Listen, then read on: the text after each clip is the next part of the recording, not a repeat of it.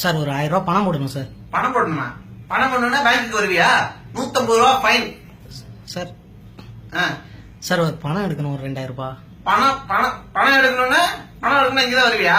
50 ரூபா ஃபைன். பணம் எடுக்கணும்னா 50 ரூபா ஃபைன். போ சார். அந்த 3 எழுத்து நடிகைன்னு சொல்றாங்க. சார் சார் என் அக்கௌண்ட்ல இருந்து 2000 ரூபாய் பணத்தை காணும் சார். பணத்தை காணாமா? 2000 ரூபாய் வச்சிருக்கோம் சார்.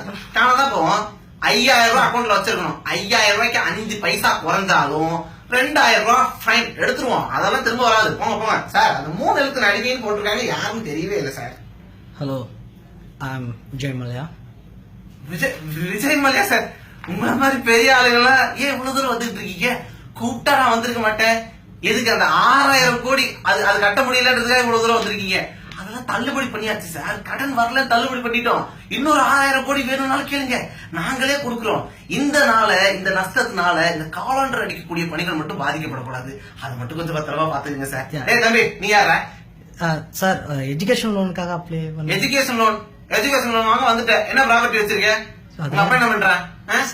12% இன்ட்ரெஸ்ட் கட்டுவியா? ப்ராப்பர்ட்டி என்ன கொடுப்ப சொல்லு. 12 ஏக்கர் நிலம் கொடுப்பேன். கொடுத்தாதான் ஒரு எஜுகேஷன் லோன் கொடுக்க முடியும். போ. நீ யாரு? நீ உன் சட்டையும் கிழிஞ்சிருக்கு சார். நான் கொஞ்சம் ஏழைக்கு பேங்க்ல என்ன வேலை?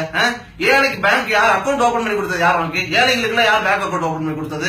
பெட்ரோல் தான் வாரம் ஏறுது, பால் விலை ஏறுதா? குடிச்சிட்டு சாக வேண்டியதான். ஏழைங்க எல்லாம் ஏன்டா பேங்க் வரீங்க சார்?